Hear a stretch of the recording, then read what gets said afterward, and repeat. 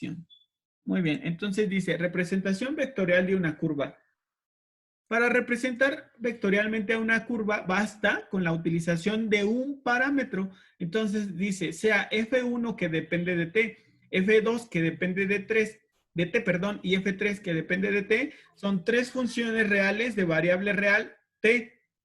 O sea, son tres funciones que dependen de la variable t, cuyos dominios van a estar representados con delta 1, delta 2 y delta 3. O sea, cada una de estas funciones tiene un dominio específico. Entonces, dice que la curva C va a ser el conjunto de ternas ordenadas para el cual se cumple que X es una función que depende de t, y es una función que depende de t, y z es una función que depende de t, con t perteneciente a la intersección de los dominios de cada una de las funciones. Muy bien. Entonces, ¿qué estamos diciendo aquí? Que una curva va a ser un conjunto de ternas ordenadas para las cuales se va a cumplir que cada una de las variables va a ser una función que depende de t, y que esta curva C va a existir si, solo si, el dominio de cada una de las funciones que define a cada variable se intersecta. O sea, si tienen valores en común, valores de t que describan a las tres variables. Muy bien. Entonces dice que es un conjunto de ternas ordenadas, una curva es un conjunto de ternas ordenadas con una gráfica en el sistema cartesiano x, y, z. Entonces dice, para todo número t, en la intersección de los dominios de cada una de las funciones, existe un vector R definido por, entonces aquí está, es así como se define la ecuación vectorial de una curva. Entonces R va a ser F1 en función de T en I, F2 en función de TJ y F3 en función de T en K. Y justo esto tiene la forma de la ecuación vectorial de una recta, porque teníamos una componente en I, una componente en J y una componente en Z que dependía de un parámetro que nosotros le llamábamos usualmente T, o de qué otra forma, al parámetro en la línea recta, de qué otra forma lo denotábamos, con qué letra griega. ¿Con lambda? Con lambda. Exactamente, entonces observen, la ecuación vectorial de una curva es una ecuación vectorial donde cada una de las componentes de ese vector es una función que depende de un parámetro. Muy bien. Entonces observen aquí la ecuación vectorial de una curva. Para cada valor de t que le asignemos a esta expresión, vamos a obtener como resultado un vector, el vector de posición de un punto. Entonces, cuando t toma todos los valores en la intersección de los dominios de cada una de estas funciones, el punto final de la representación de posición del vector R traza una curva C, y vamos a verlo con un esquema. Entonces, vean, aquí tenemos un sistema de referencia tridimensional. Entonces, aquí tenemos una terna ordenada en la que se obtiene al sustituir en las funciones un valor de t específico. Entonces, al sustituir en esta función en esta ecuación vectorial un valor de t específico, obtenemos el vector de posición de un punto que pertenece al lugar geométrico que se conoce como curva.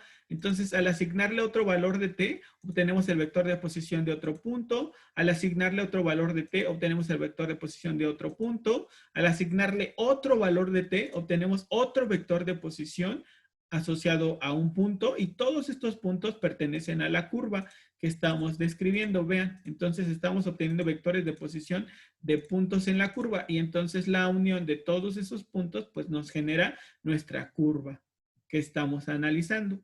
Más o menos, ¿cómo ven? Sí, sí, sí. Muy bien. Sí, está bien. Entonces, la ecuación vectorial de una curva tiene esta forma. R es una función que depende de, bueno, R es la ecuación vectorial de una curva donde cada una de sus componentes es una función que depende de t. Dice, un punto de la curva C tiene la representación cartesiana x, y, z, donde x se obtiene evaluando a la primera función en un valor de t específico, donde t es el parámetro, y se obtiene evaluando a la segunda función en un valor de t específico, y z se obtiene evaluando a la tercera función en un valor de t específico.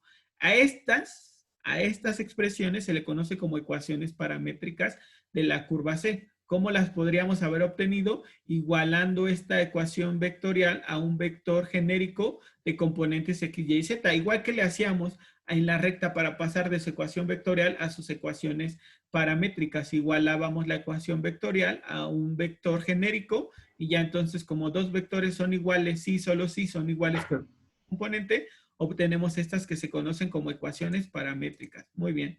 Entonces ahora vamos a ver qué es el intervalo paramétrico, que esto sí sería lo nuevo más o menos. Entonces dice, se llama intervalo paramétrico al conjunto de valores de t para los cuales está definida la función R, es decir, el conjunto de valores de t que pertenecen al dominio de la función. Nosotros sabíamos en el tema de funciones que el dominio de una función se define como el conjunto de valores que toma la variable independiente que hacen que la función exista y arroje valores reales. Entonces decíamos que la ecuación vectorial de una curva está formada por tres funciones, cada una de ellas asociada a una componente del vector.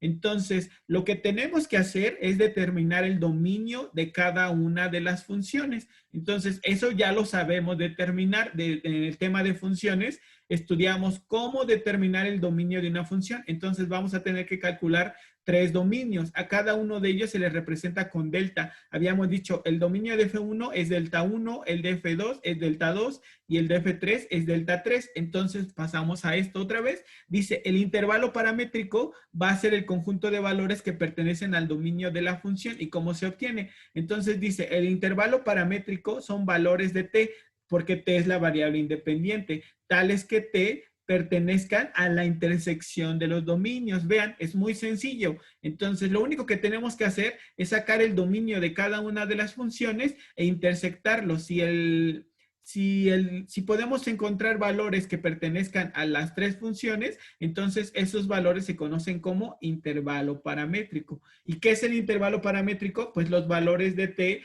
que definen a la curva, los valores de t para los cuales la curva se va describiendo. ¿Sí, muchachos? ¿Cómo ven? ¿Sí lo entendieron? Sí, sí, sí. Más o menos. Es que les decía, tenemos que nuestra ecuación vectorial está en función de tres funciones que dependen de t. Entonces, para cada una de ellas, determino su dominio. El dominio, pues, son valores que toma t para que éstas existan y arrojen valores reales. Entonces, el intervalo paramétrico son el conjunto de valores de t que satisfacen a las tres funciones al mismo tiempo. ¿Y cómo se obtiene eso matemáticamente? Pues haciendo la intersección de los dominios, que es lo que aquí dice. El intervalo paramétrico son los valores que toma t, pero ¿cómo se obtienen? Con la intersección de los dominios de las tres funciones. Ahora sí. Entonces, técnicamente, bueno, yo lo entendí así. Técnicamente las tres funciones que tenemos en función de t tienen que ser de tal manera que la curva sea gráficamente continua. Ajá, así es, ajá. Tenemos que determinar para qué valores de t la curva se puede describir completa. Así es. Y puede pasar que algunas ecuaciones paramétricas no definan a una curva. ¿Cuándo vamos a poder saber que esas ecuaciones paramétricas no describan una curva? Cuando no haya intersección entre los dominios de las funciones. Si no tienen intersección, entonces no están describiendo esas ecuaciones a una curva. No están describiendo un lugar geométrico alguno. Para que describan a una curva, debe de existir la intersección entre los dominios de cada una de las funciones. Muy bien. Bueno, dice, algunas veces se puede eliminar t entre las ecuaciones paramétricas, obteniendo dos ecuaciones en términos de x, y, z. Entonces, nosotros vean, partimos otra vez de la ecuación vectorial. Y el ejemplo más claro de curva es la línea recta. Entonces, la línea recta se puede escribir a través de o representar a través de su ecuación vectorial, donde esta ecuación vectorial depende de un parámetro t. Muy bien. Después, habíamos visto en ese tema de curvas que a partir de la ecuación vectorial se pueden encontrar sus correspondientes ecuaciones paramétricas. Muy bien. Y entonces también vimos en la línea recta que nosotros podemos eliminar el parámetro, como despejando el parámetro de todas ellas y comparándolo entre sí. Entonces, a ese tipo de ecuación se le conoce como ecuación cartesiana, cuando ya no aparece el parámetro, porque nosotros hicimos un proceso algebraico para simplificar el parámetro y que ya no apareciera. Entonces, solo nos va a quedar nuestra expresión en términos de x, y, z. A ese tipo de expresión se le conoce como ecuación cartesiana de una curva. Pero vean, les repito, una curva se obtiene con la intersección de dos superficies. Entonces, para representar a la curva en forma cartesiana, requiero siempre de dos ecuaciones, donde cada una de ellas está describiendo ¿a qué? ¿Qué representa cada una de estas ecuaciones? Una curva. No, ¿No? esas dos representan una curva, pero cada una de ellas, ¿qué es? ¿Es una función? Una superficie. No, no es una función. ¿Superficie? Es una superficie, Una sí, es superficie. una superficie. Ok. Muy bien, entonces dice, un par de ecuaciones como las anteriores se denomina representación cartesiana o implícita de una curva. Muy bien, entonces vamos a hacer algunos ejercicios, pero antes de hacerlos les voy a volver a explicar esto que nosotros vimos, pero con el ejemplo que ya conocen, que es la línea recta, porque así pues puede ser más claro para ustedes. Entonces vean, nosotros habíamos visto que la línea recta es una curva, la curva más simple que existe. Entonces, para definir a una línea recta, requiero el vector de posición de un punto y lambda veces el vector director. Entonces, habíamos visto, por ejemplo, un punto de la recta tendrá coordenadas x0, y0 y z0, o sea, un punto conocido. Y el vector director tiene componentes escalares ux, uy y uz. Entonces, la ecuación vectorial sería, a ver, déjenme ver. Esperen un momento. Listo. Ahora sí, ya sé que me iban a decir.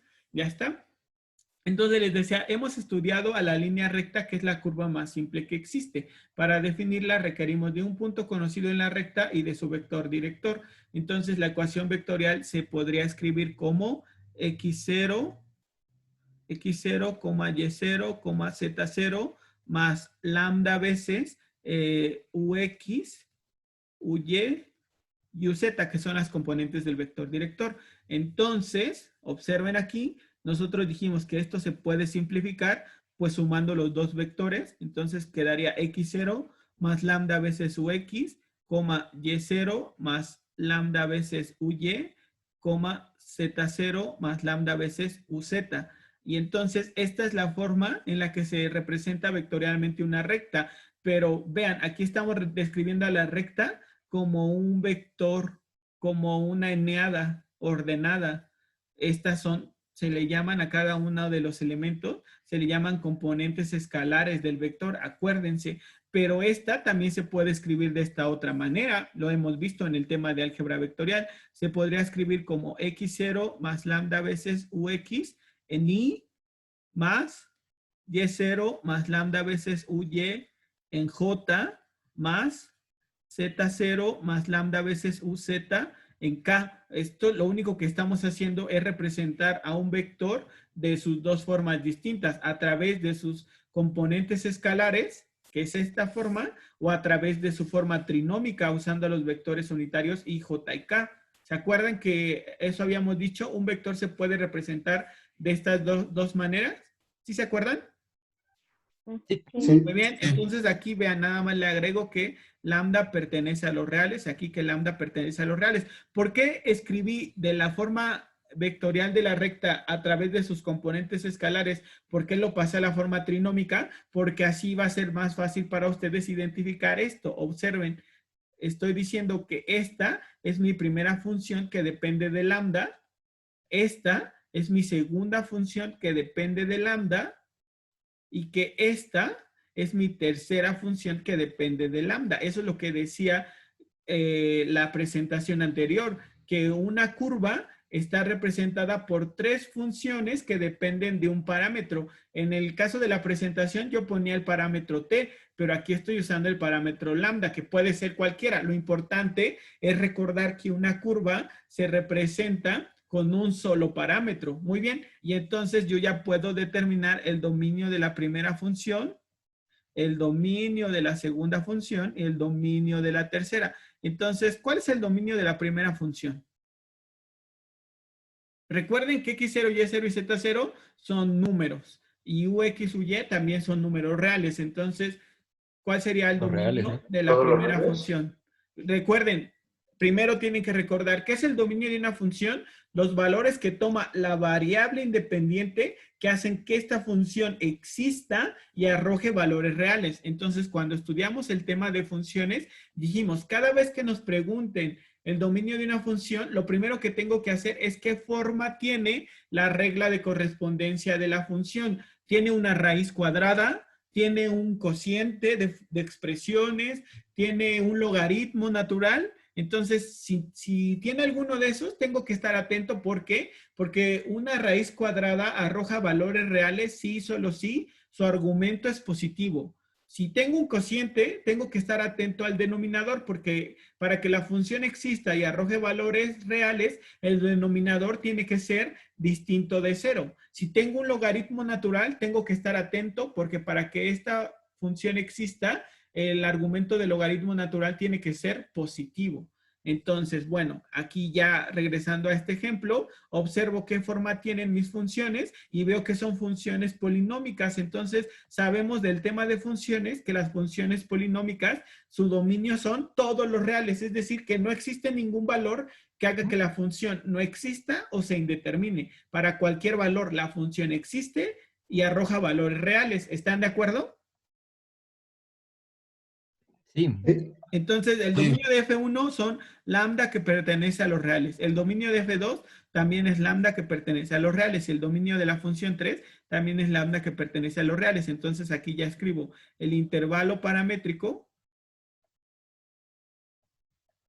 O sea, los valores de t que van a describir a mi curva, pues son t tales que t pertenezca a la intersección del dominio de la primera con el dominio de la segunda, con el dominio de la tercera, pero en todas sus dominios son los reales. Entonces aquí el intervalo paramétrico son valores de t tales que t pertenece a los reales.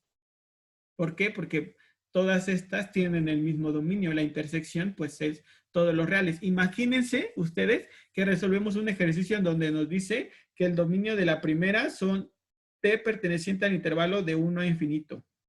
Para la segunda, lambda perteneciente al intervalo de menos 1 a infinito. Y para la tercera, lambda perteneciente al intervalo que va de 5 a 25. Imagínense. Entonces, tenemos que hacer la intersección de estos. Yo puedo dibujar una recta numérica y entonces de 1 a infinito, aquí está el 1, para la derecha.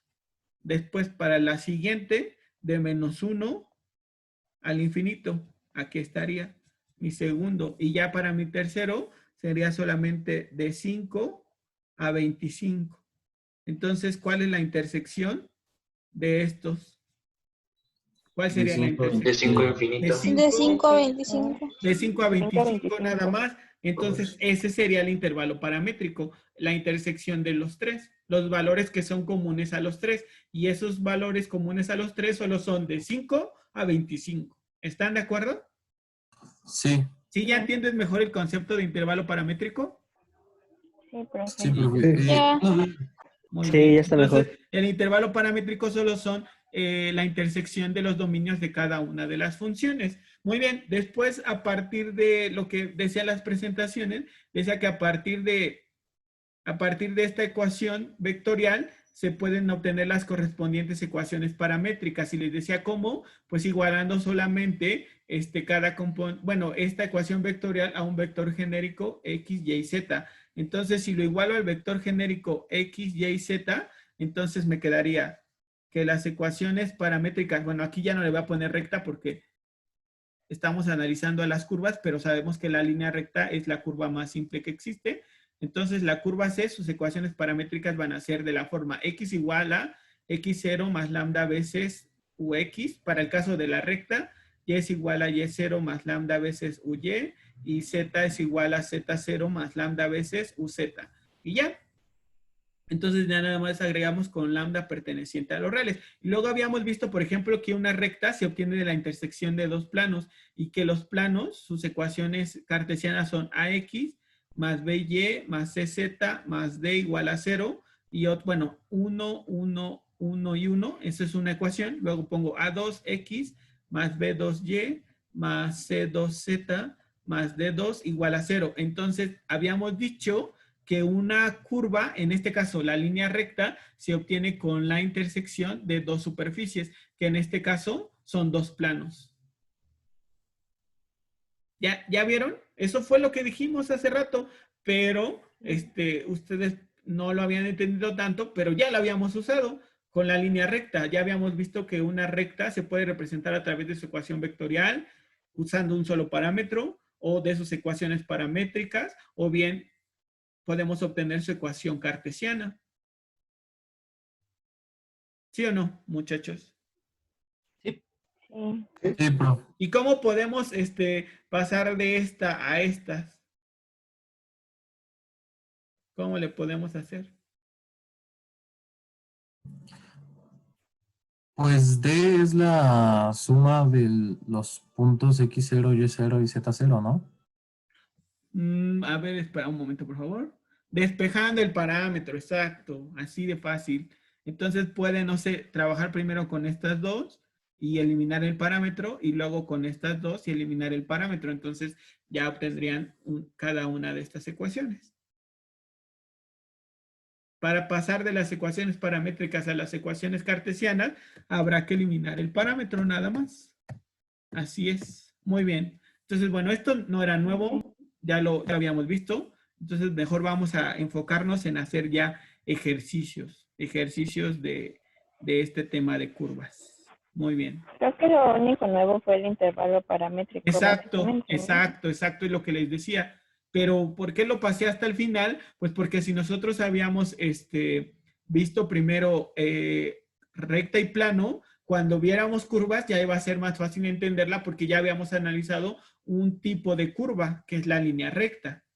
Por eso es que lo puse en este orden, para que para ustedes fuera más sencillo entenderlo. Muy bien, entonces vamos a resolver algunos ejercicios sobre esto. Déjenme ver si algunos de los de la presentación y si no, buscamos algunos de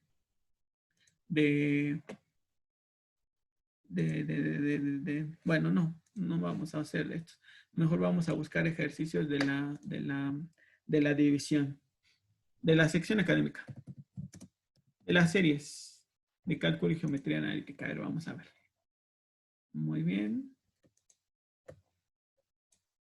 Vamos a ver la serie de álgebra vectorial. Porque ese tema estaba en álgebra vectorial, pero yo lo moví porque consideré que si lo movía iba a ser más sencillo para ustedes entenderlo. Muy bien. Aquí está, miren. Aquí están los ejercicios. Vamos a resolver. Profe. Sí, te escucho. ¿El examen va a ser como las series? ¿Cómo? No entiendo. O sea, que van a tener el nivel de dificultad de las series. Pues de los ejercicios que hemos hecho aquí, que hemos resuelto ejercicios de exámenes finales. Ah, bueno. Gracias. Ajá, así, de nada. Muy bien, entonces vean, aquí dice, sea la curva C de ecuaciones x cuadrada sobre 49 más y cuadrada sobre 81 igual a 1 y z igual a 0. Dice, obtener una ecuación vectorial y unas ecuaciones paramétricas. Muy bien, entonces vean, ¿qué representa esta ecuación y qué representa esta otra ecuación? ¿De qué forma nos están dando a la curva? ¿A través de qué? ¿De qué ecuaciones? De dos superficies. Ajá, son dos superficies cada una de ellas, muy bien. Pero, ¿cómo se le llama a este tipo de ecuaciones? Recuerden, una curva se puede representar de tres formas. Vectorial, paramétricas o cartesiana. Entonces son las ecuaciones cartesianas de la superficie. Cuando son las ecuaciones cartesianas, vienen dos expresiones. Porque cada una es una superficie y la curva se encuentra con la intersección de dos superficies. Muy bien, de las paramétricas, ¿cuántas expresiones nos deben de dar? 3. 3, muy bien. ¿Y de la vectorial? Nah. Una. Muy bien. Una expresión. Perfecto. Muy bien. Entonces aquí nos están dando dos. Son las ecuaciones cartesianas de la curva. Muy bien. Entonces nos dicen obtener una ecuación vectorial y unas ecuaciones paramétricas. Lo que tienen que saber ustedes también de este tema es que una curva se puede parametrizar de muchas formas. ¿Qué forma? Utilizamos la que ustedes quieran, la que crean más conveniente. Muy bien. Entonces, ¿qué tipo de curva es esta? Según lo que nosotros revisamos en el tema de cónicas, ¿qué tipo de curva sería esta? ¿Elipse? Es una Una elipse. elipse. Muy bien, una Ujú. elipse. Muy bien. Entonces, vean, nosotros cuando estuvimos revisando funciones, entonces decíamos,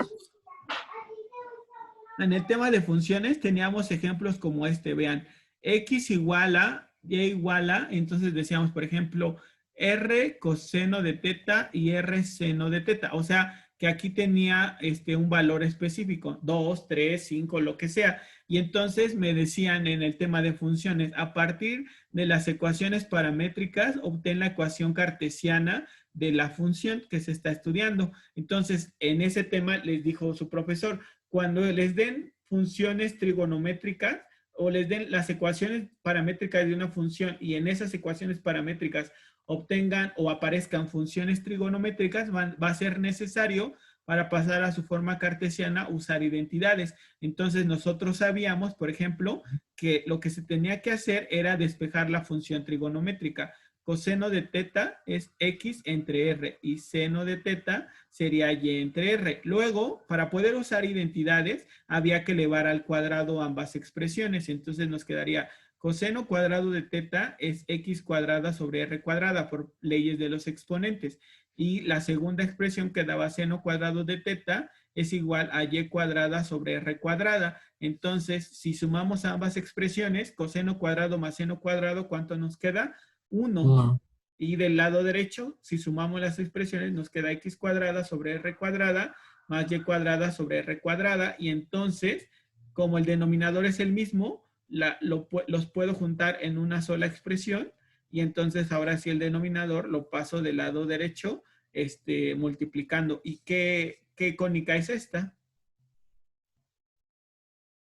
Circunferencia. Circunferencia. Entonces, vean, esto de curvas no es nuevo para ustedes, ya lo habían usado. Entonces, a ver, si lo intentan, ¿cómo podrían parametrizar a esta elipse que ustedes ya me mencionaron? ¿X igual a qué? ¿Y igual a qué? ¿Qué se les ocurriría? Por ejemplo, podemos poner coseno de t, seno de t, para que no sea teta, para que sea el parámetro t que habíamos dicho. Pero, ¿qué escribirían aquí? 49 y 81. ¿Sí? ¿Están seguros? Porque vean. No, No, pero está 7 y bien, 9. pero está bien que se equivoquen, no pasa nada, porque si nos equivocamos aprendemos. Entonces, vean, ¿cómo está X y cómo está aquí la X? 7 y 9, ¿no? Perdón, Está 7 elevado y y 9, exacto, 7 y 9, porque cuando lo elevemos al cuadrado, lo vamos a despejar y va a estar dividiendo a X, ¿están de acuerdo? Sí. Muy bien, vean, vamos a comprobarlo. Entonces nos quedaría X sobre 7 es el coseno de t y Y sobre 9 es el seno de t. Entonces, si elevamos al cuadrado, elevando al cuadrado, ¿qué nos quedaría? X cuadrada sobre 49 es igual a coseno cuadrado de t y y cuadrada sobre 81 es el seno cuadrado de t. Y si la sumamos, entonces nos queda x cuadrada sobre 49 más y cuadrada sobre 81 es 1. Entonces ya tenemos esa expresión que teníamos. ¿Están de acuerdo? Sí.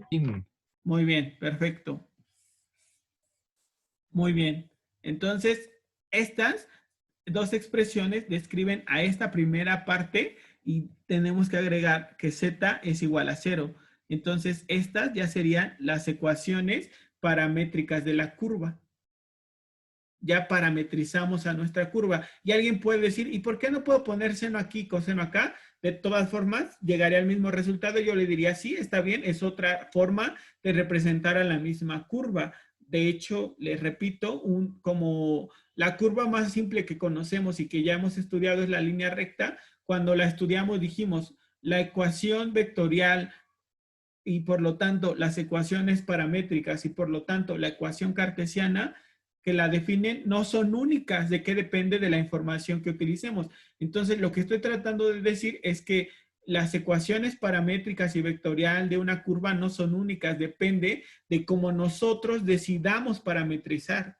Entonces, pueden parametrizar como a ustedes se les ocurra. Entonces, en este caso, cuando estamos, por lo regular, cuando estamos nosotros parametrizando circunferencias, elipses, hipérbolas, lo que usamos en común son funciones trigonométricas para parametrizarla. Entonces, por ejemplo, para las circunferencias, la parametrización usual se hace de la siguiente manera. R, que es el radio, para X, R coseno de T del parámetro y para Y, R seno de T. Entonces, al trabajar estas para eliminar el parámetro, podemos llegar a la forma X cuadrada más Y cuadrada es igual a el radio al cuadrado. Entonces, esa es la primera opción que muy frecuentemente nos podemos encontrar. Parametrizar circunferencias. Luego, para parametrizar elipses, ¿cómo quedaría? Entonces, a ver quién me puede ayudar.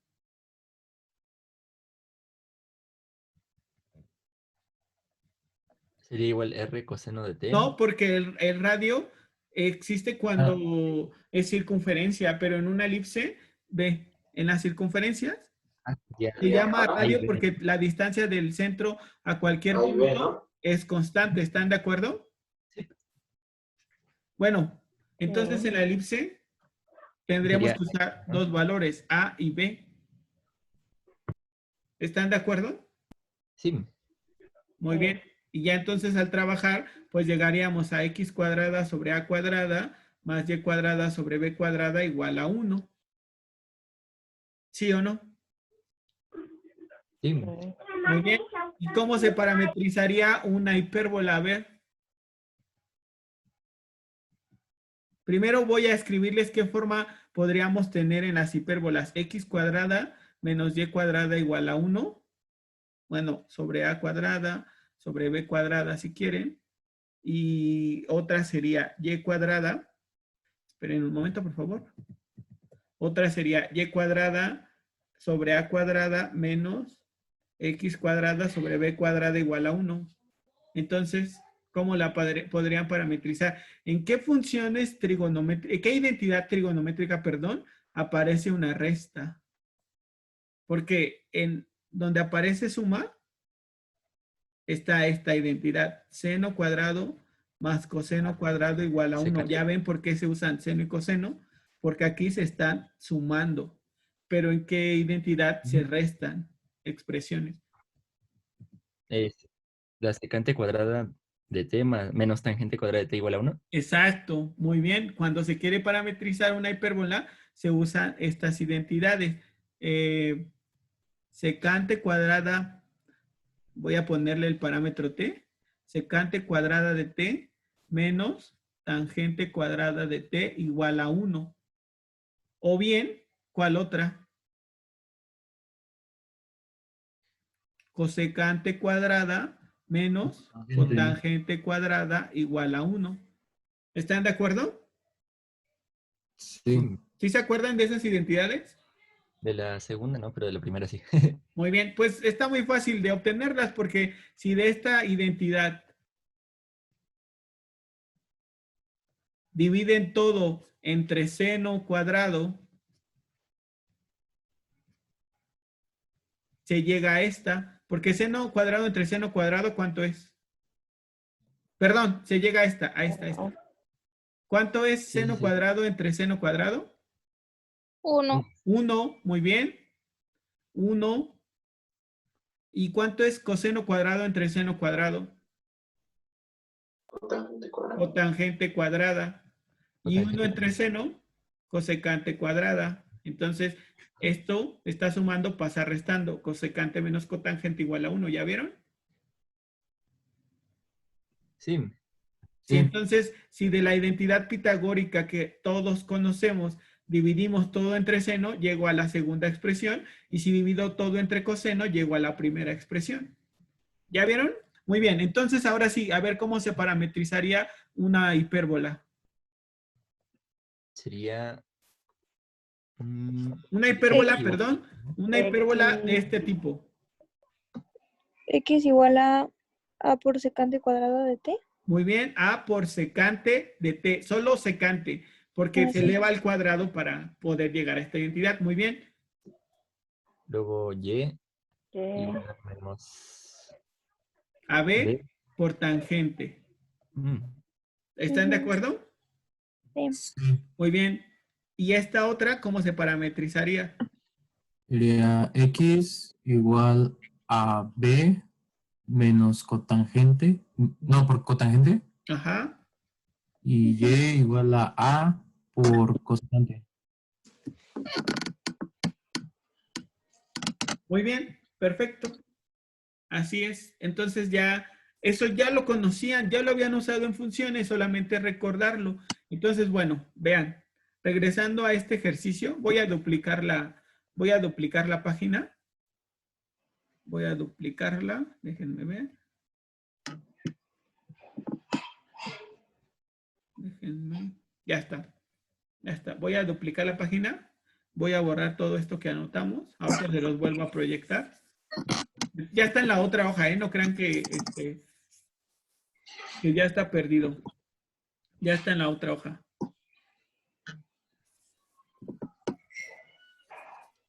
Muy bien. Entonces, primero les voy a dar un poco de tiempo para que copien, para que ustedes copien esto que les escribí aquí sobre las curvas. Ok. Las parametrizaciones más comunes.